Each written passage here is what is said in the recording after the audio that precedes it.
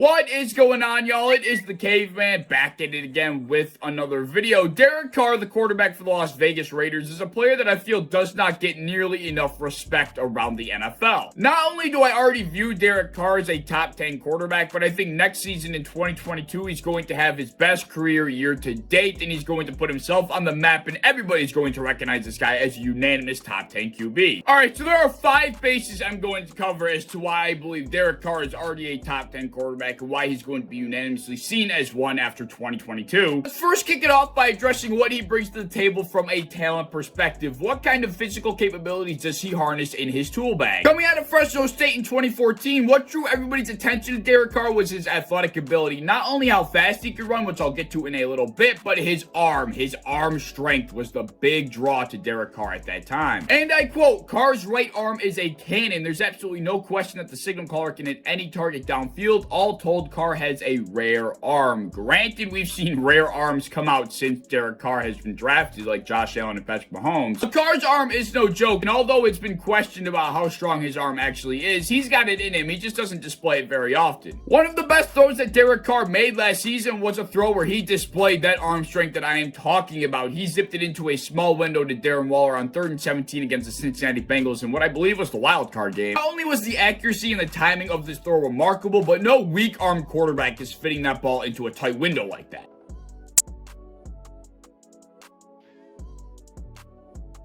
And the dude can heave it. Not only can he fit a tight window over the middle of the field, I mean, he will hit you down the sideline in stride. I mean, Derek Carr has that kind of arm. Like I said, I just feel like he doesn't display it all that often, so people don't really realize it. And when talking about arm talent, arm strength is not the only thing that goes into it. The most beautiful part of Derek Carr's game is the touch that he can put on a football. Derek Carr's ability to loft a football, put enough touch on it where it goes right in the basket where only his receiver can get it, is second to none. And he does this so well on such a consistent basis that I don't think people realize how hard it actually is. He just makes it look that easy. There's a throw against the Broncos where he hit Hunter Renfrow in like the back left corner of the end zone, and Hunter Renfrow was running out of real estate. He had a defender right on his back and it was going over his shoulder. Hunter Renfrow made a great grab, mind you, but I mean, that ball was perfectly placed. That's what Derek Carr offered.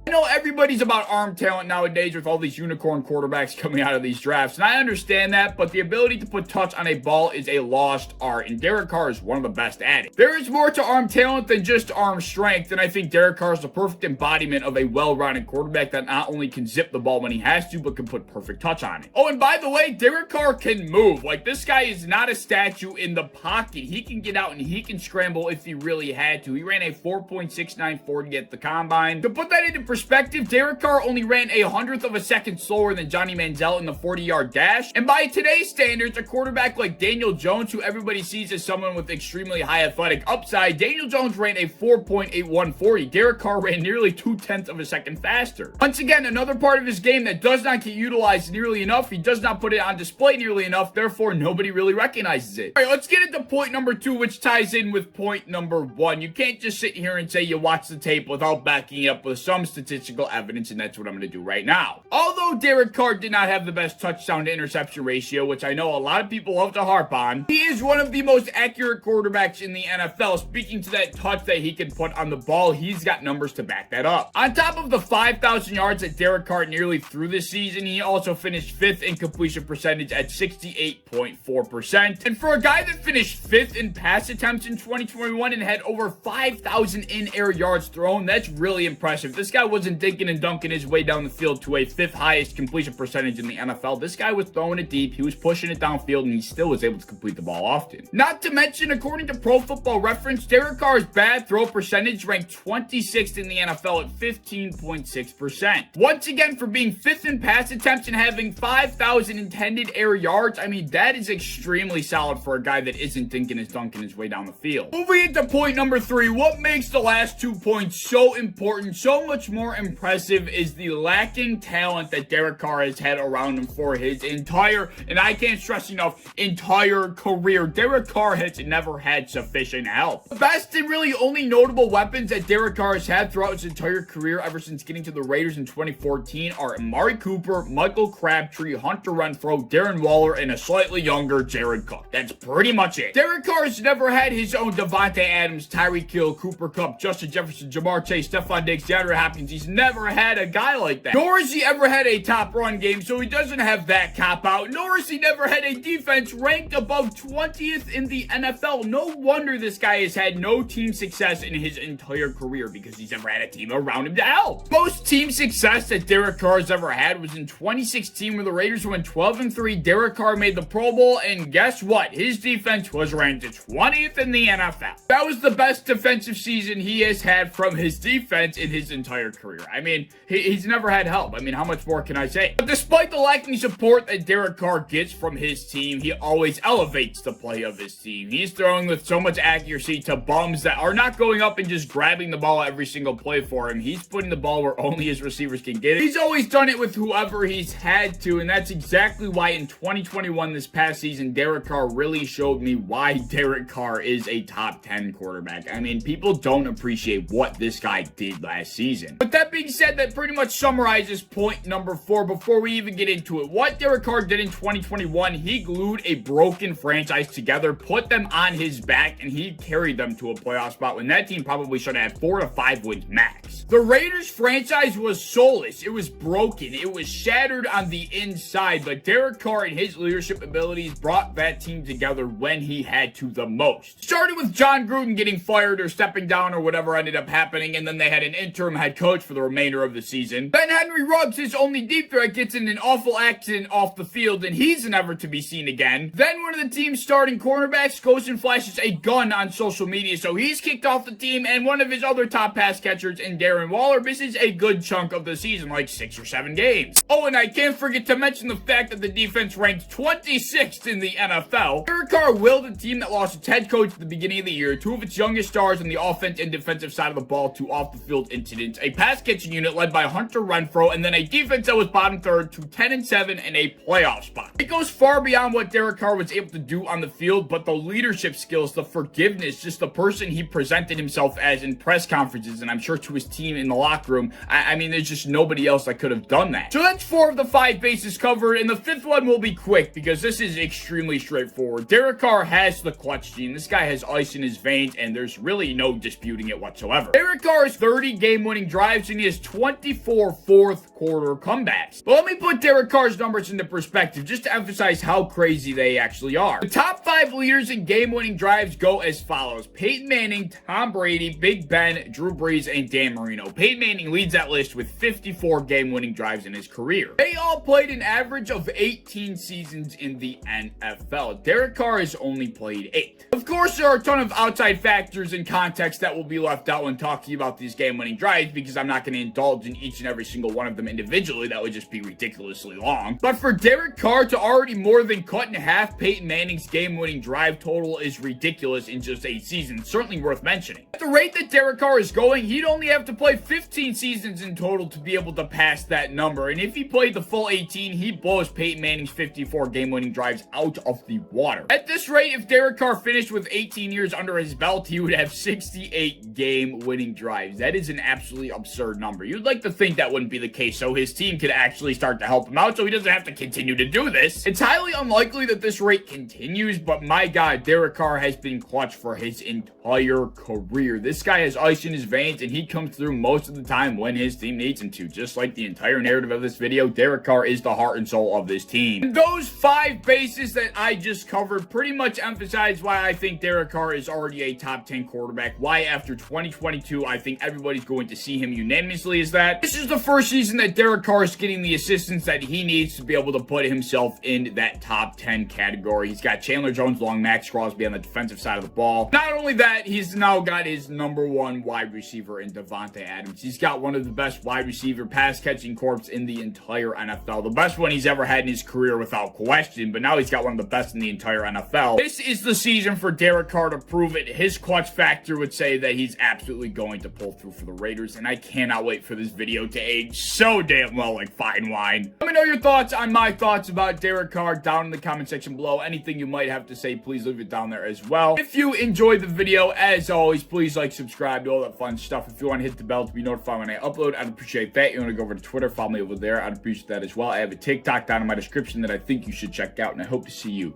in the next one. Peace.